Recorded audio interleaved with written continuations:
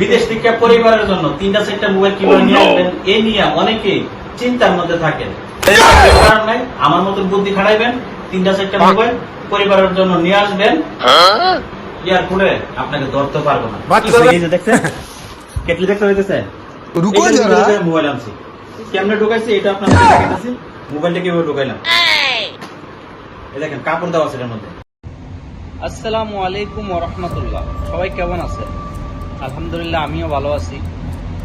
আমার স্ক্রিনে যে ভিডিওটা দেখতেছেন, এই ভিডিওটা ভাইয়ে টেকনিক শিখাইতেছে প্রবাসীদেরকে।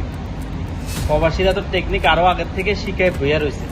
ওরা টেকনিক না শিখায় দেশ চাইরা দূর প্রবাসে ভাড়া দেয় নাই। তো যে টেকনিকটা হে শিখাই দিতেছে সোশ্যাল মিডিয়াতে, আবার এই ভিডিও উঠে ধরছে।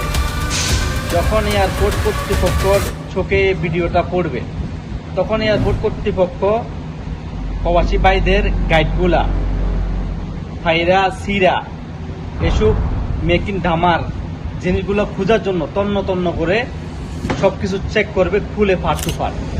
তো এর জন্য আমাদের প্রবাসী ভাইরে হয়রানি হবে। এই টেকনিক শিখাই দিতেছে আমাদের প্রবাসী ভাইদেরকে।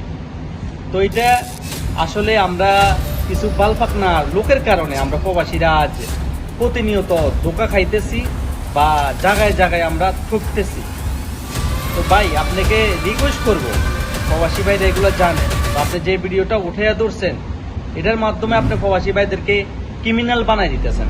প্রবাসী ভাইরা এগুলো অনেক আগের থেকে জানে, সব টেকনিক যাই না তারা বসে রয়েছে। বুঝছেন ভাই? বালফাক না আমি কম করেন, ঠিক আছে? তা বাইজলামি করেন না।